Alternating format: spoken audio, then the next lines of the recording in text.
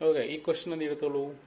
A street road is 2 meter long at a temperature of 20 degrees Celsius. Okay, this question. ഇതിൽ പറഞ്ഞിരിക്കുന്നത് temperature is changed from 20 degree Celsius to 60 degree Celsius. അങ്ങനെയാണെങ്കിൽ find the expansion. Expansion equation നമുക്കറിയാം.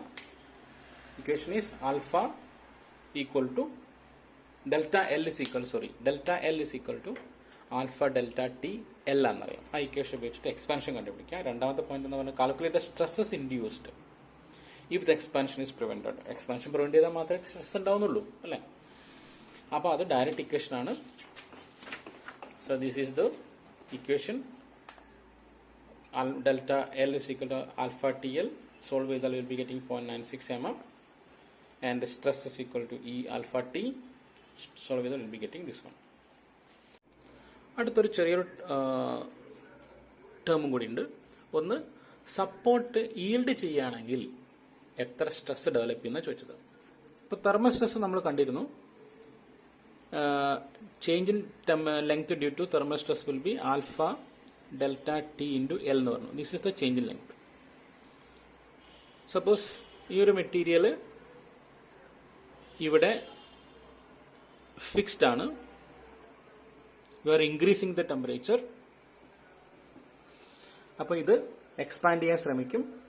ആ expand ചെയ്യാൻ ശ്രമിക്കുന്നതാണ് delta L, and that is equal to alpha delta T into L. ഇത് free expansion സംഭവിക്കാതെ പിടിച്ചു വെച്ചാലാണ് ഈ സംഭവിക്കുന്നത്. ഇങ്ങനെ സപ്പോസ് ഇവിടെ നമുക്ക് ഈ സപ്പോർട്ടിന്റെ ഇടയിൽ ചെറിയൊരു ഗ്യാപ്പ് ഉണ്ടായിരുന്നു വിചാരിച്ചോ. That is delta. ഇങ്ങനെ ഗ്യാപ്പ് ഉണ്ടായിരുന്നെങ്കിൽ ഇവിടെ ഡെവലപ്പ് ചെയ്യപ്പെടുന്ന സ്ട്രെസ് അല്ലെങ്കിൽ സ്ട്രെയിൻ വ്യത്യാസം ഉണ്ടാവുമോ? ഉണ്ടാവും. എങ്ങനെ ഉണ്ടാവും? ശരിക്കും ഇത് എക്സ്പാൻഡ് ചെയ്യാൻ വിചാരിച്ചിരുന്നത്, അല്ലെങ്കിൽ ഇത്രയും എക്സ്പാൻഷൻ റെസിസ്റ്റ് ചെയ്താലാണ് നമ്മൾ നേരത്തെ പറഞ്ഞ അത്രയും സ്ട്രെസ്സസ് ഒക്കെ ഡെവലപ്പ് ചെയ്യുന്നത്. പക്ഷെ ഇവിടെ എത്രമാത്രം റെസിസ്റ്റ് ചെയ്യപ്പെടുന്നുള്ളൂ? ഇത്രയും ഫ്രീ ആയിട്ട് കിട്ടുന്നുണ്ട്, ബാക്കിയേ റെസിസ്റ്റ് ചെയ്യപ്പെടുന്നുള്ളൂ. ശരിക്കും ഇത് എക്സ്പാൻഡ് ചെയ്ത് ഇവിടം വരെ പോകണം. ഈ ലെങ്ത്താണ്, ഇത്രയും ലെങ്ത്താണ് ഈ പറഞ്ഞിരിക്കുന്നത്. പക്ഷെ അതിൽ ഇത്രയും ലെങ്ത് ഫ്രീ ആയിട്ട് കിട്ടിക്കഴിഞ്ഞു. അപ്പോൾ അവിടെ റെസിസ്റ്റ് ചെയ്യപ്പെട്ട ലെങ്ത് എത്രയാണ്? ഈ ഡെൽറ്റ എൽ മൈനസ് ഡെൽറ്റ ആയിരിക്കും. That is alpha delta T into L minus delta മാത്രമേ ഇവിടെ റെസിസ്റ്റ് ചെയ്യപ്പെടുന്നുള്ളൂ. അപ്പം അത്രയും റെസിസ്റ്റ് ചെയ്യപ്പെടുന്ന ലെങ്ത്തിന് മാത്രമല്ലേ സ്ട്രെസ് ഉണ്ടാവുന്നുള്ളൂ, അല്ലെങ്കിൽ സ്ട്രെയിൻ ഉണ്ടാവുന്നുള്ളൂ. അപ്പം ഇവിടെ ഈ പറയുന്ന ഇങ്ങനൊരു കണ്ടീഷനെയാണ് ഈൽഡിങ് ഓഫ് ദ സപ്പോർട്ട് എന്ന് പറയുന്നത്.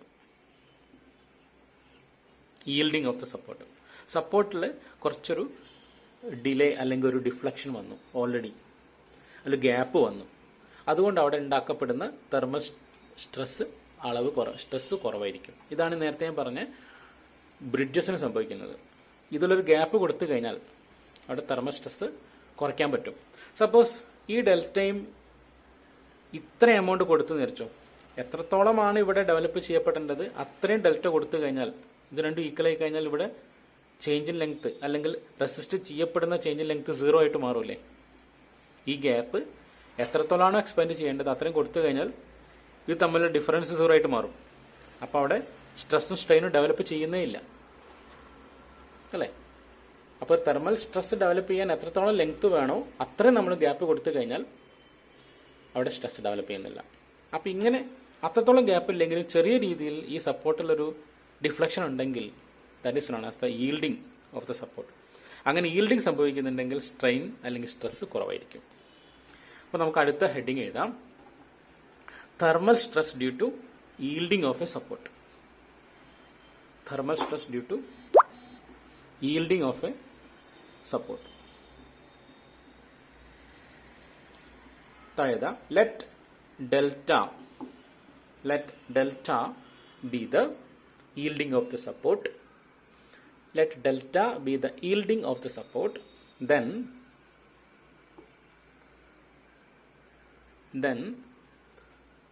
strain equal to alpha delta TL minus delta divided by L. Then thermal strain equal to alpha delta T L minus delta by L. Next line, thermal stress is equal to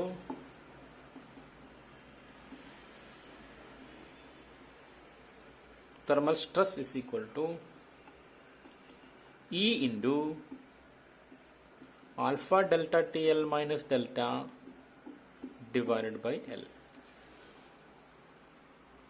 Alpha delta TL minus delta by L. അപ്പോൾ ഇവിടെ ഈ ഒരു ഈൽഡിങ്ങിന്റെ value കുറഞ്ഞിട്ടുള്ളതായിരിക്കണം സ്ട്രെയിനും അതിനോ corresponding ആയിട്ടുള്ള stress value. Okay, മനസ്സിലായല്ലോ.